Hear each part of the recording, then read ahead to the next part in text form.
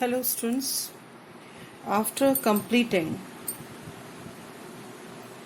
true solutions, colloidal solutions, properties of colloidal solutions, now I am starting the third part or the third type of mixtures that are suspensions.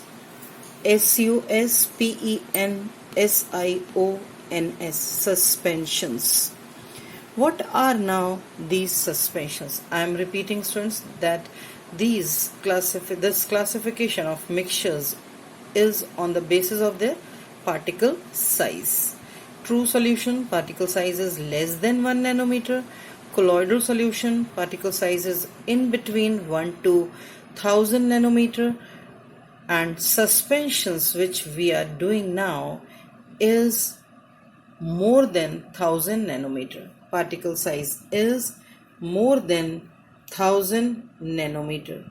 Okay students, firstly we are defining that suspensions are the heterogeneous mixtures which have particle size more than 1000 nanometer, or we can call 1 into 10 raised to the power minus 6 meters, because 1 nanometer is equal to 10 raised to the power minus 9 meters. So 1000 nanometer will be equal to 1 into 10 to the power minus 6 meter. So these are called suspensions. So what are the properties of suspension? Properties are, they are firstly the heterogeneous in nature. Suspensions are heterogeneous. They are not homogeneous. And the second property here is the particles can be seen by naked eyes. We cannot see the particles in true solution or in the colloidal solution by naked eyes, but in case of suspension we can able to see particles by naked eyes. Okay. In the filtration process also students, in true solution or in colloidal solution we cannot able to separate the particles by any filter paper, but here the particles can easily be separated by any normal filter paper. Okay, and these suspensions are highly unstable. Why highly unstable students? I am telling you that also. Like firstly I am telling you example like sand and water. Sand and water, if I am taking, if you stir sand, it will not dissolve in water, but if you are stirring it, घोल रहे हैं आप by a spoon, it appears that it is getting soluble, but as you stop stirring, that sand settles down. That means the solution is, the mixture is highly unstable. That's why we are saying that suspensions are highly unstable. As you stop stirring, they separates out. Similarly, mud in water, chalk powder in water, these all are the examples of suspensions. So what do we observe from suspensions? That components do not dissolve into each other in case of suspension. Particles or the components are not getting soluble into each other. So we have completed students 3 types of mixtures: true solution, colloidal solution, and the suspensions. Here one more property is left students, that since the particle size is bigger in suspension, they can show Tyndall effect also. Tyndall effect is students scattering of light by the particles. If the size of the particle is more, it can scatter light. But the true solutions do not give Tyndall effect or do not show scattering of light. Why? Because the particle size in true solution is very small. So after completing this students, we are moving towards different topics students, different part of this chapter, and that is separating the components of a mixture. We have done nicely the mixtures now of different components. So now what we are doing, we are separating the components from the mixture of the mixture. Firstly, I am taking dye. What is dye? It is a color. Like holy colors, they are also dyes. If we are saying dye, that do not mean that only the hair dye. Any colored substance is called dye. So we are now separating mixture, dye, components from the dye. From, we can say that all inks are also dye. So either blue or black ink I am taking, and I am separating the component from it. How? Like I am taking one activity for explaining this separation, students. In a watch glass, I am taking suppose blue ink or red ink or black ink, whatever. That ink is in the liquid form. We are taking that on a watch glass. That watch glass having ink is kept on a beaker filled with water. And that beaker is heated.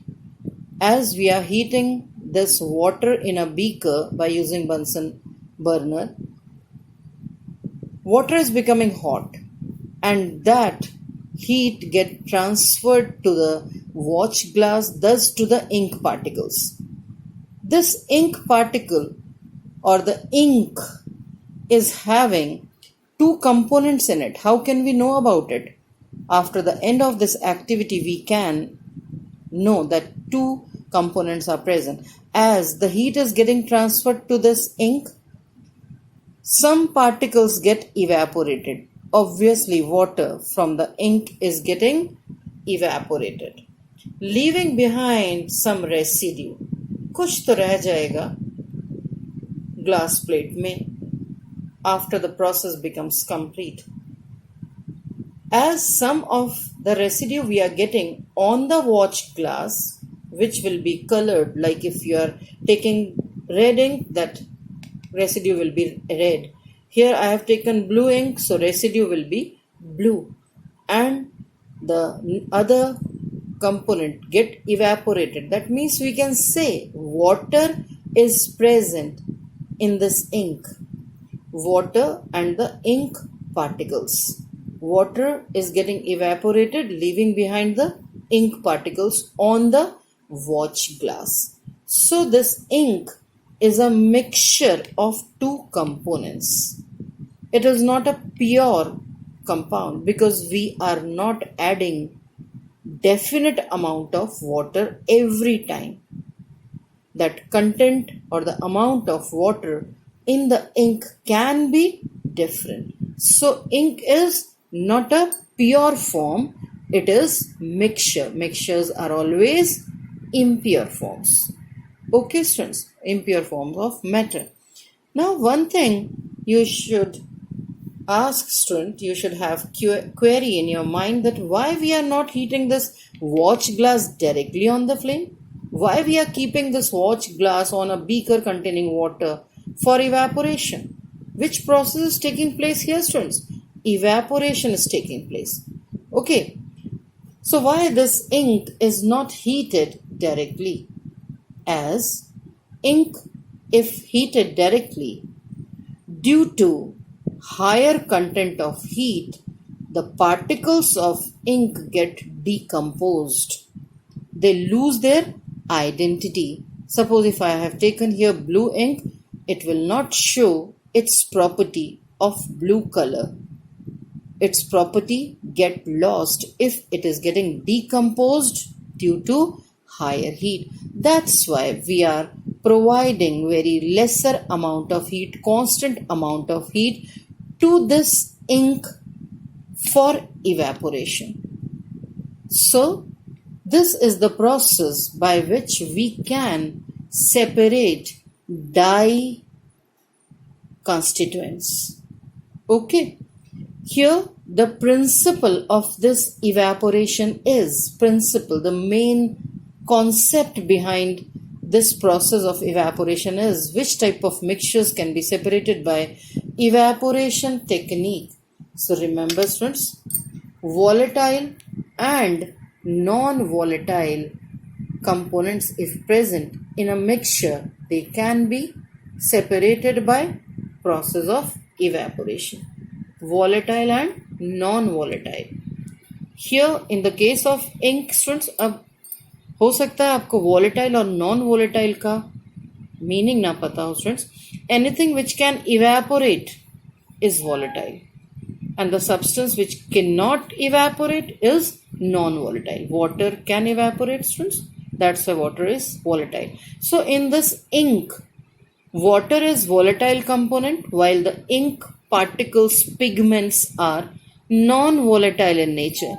So if a mixture contain volatile and non-volatile components, that mixtures can be separated by the process of evaporation. Same is the case in salt and water, students.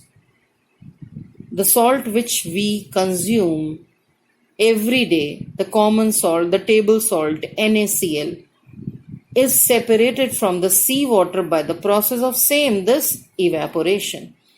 Salt is non-volatile, remain behind as a residue, while the water is volatile, it will evaporate out. So in this way, evaporation technique is done. For which type of mixtures? Mixtures which contain volatile and non-volatile components. Is it clear, students? In the book, one question is there, why ink is not heated directly? So I have given you the answer. Ink gets decomposed and loses its identity. That's why it is not heated directly on the flame. One more question is given there. Whether ink is pure or impure. So I have given that answer to you also, students, that ink is impure and have different components, not in fixed amount. It is a mixture. Is it okay, students? Next separation, now we are proceeding. That is separation of cream from milk. Separation of cream from milk. As you know, students, fat is taken out from the milk, toned milk. As you have, I think, observed that at Sachi Parlor, different type of milk packets are seen. Red colored packet, green colored packet, yellow colored packet. That color is different according to the different content of cream in it. So how the cream is taken out, how the fat is taken out from the milk, the process used for this is churning. Here the process is churning. Churning, churning. At your home also, students, your mother used to take out butter from the cream, butter from the milk by using mixer at home. Mixer rotates at very fast speed, and what happens there? The denser particles are forced down while the lighter particles are of cream, butter, lighter particles float on the top, remain at the top. When the mixture is spun at fast speed in a machine. That machine is also called centrifugation machine. Centrifugation. Okay, or in general we call the process as churning. So how cream is separated from milk? By the process of churning. And what is the principle? Denser particles are forced down while the lighter particles remain at the top. Okay, students. Now what is the application of this churning process? As we have done that, separating cream from the milk. Second is in washing machines.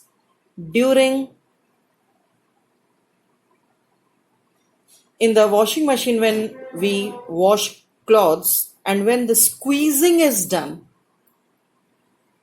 then the washing machine rotate at very high speed and it force down the water, heavier particles, denser particles down, while the dried clothes which are lighter comes up on the top. This method is also used in the laboratories for testing blood and urine samples. How it is done, what is done in the lab, that you will learn in higher classes. But these 2 points you have observed, students, like how to separate cream from the milk or in the washing machine for squeezing clothes. Okay, for removing water from the wet clothes. As the water get removed, clothes becomes lighter and they comes up. Okay, next mixture I am taking is mixture of two immiscible liquids. Immiscible meaning, students, again one new word for you, insoluble liquids. If the two components are not soluble into each other, that mixture is called immiscible, and both of the components we are taking here is liquid. Two immiscible liquids. As I am using this word, students, immiscible liquids, point will come, example in your mind will come of oil in water. Immediately that idea will come in your mind, example will come in your mind, that immiscible liquids are oil and water. They are insoluble. So how these type of mixtures can be separated? These two immiscible liquids can be separated by separating funnel. Separating funnel. It is triangular in shape. This is the stopcock. Firstly, what is done? Mixture of oil and water is taken in this separating funnel. That mixture is shaken vigorously in the separating funnel, and then it is allowed to stand for some time undisturbed. When you leave this separating funnel undisturbed, you will observe three different layers in the separating funnel on the basis of difference in densities of the liquids. Water, since heavier, comes down, oil, since lighter, comes up, and in between these two, oil and water, there will be mixture of oil and water. Some of the oil particles are towards water and some of the water particles are towards oil. So we can say in between mixture can be seen. Now what is done? As we have shaken this separating funnel vigorously, and if we are allowing it to stand for some time undisturbed, three separate layers we can able to observe. So for collecting that three separate layers, we are using three separate beakers. Beaker A I am taking to separate out water first, because as we open this cork here, which layer will come first? Water. So in the A beaker we are collecting out water. Then as the water get finished up to this level, one layer of water is left, we stop. We close this cork and we take another beaker B for collecting this mixture. Mixture हम B में collect करेंगे. Then again we stop at this level. Then we take the third beaker and we collect out oil in it. So in this way we are observing that beaker A and C contain the pure components, A water and C oil. But this B is having mixture. That B mixture is again taken into the separating funnel and the same process is repeated. फिर से that separating funnel is shaken vigorously and allowed to stand, and again three separate beakers are taken. So this process is repeated again and again for separating two immiscible liquids. So students, we have done 3 methods today with diagram of 2. So draw these diagrams also in your copy, students, and make proper notes and take these classes very sincerely, students. And I am asking again and again to you that if you are having any problem, you can ask me on my personal WhatsApp or directly by calling me. Okay, students. Thank you.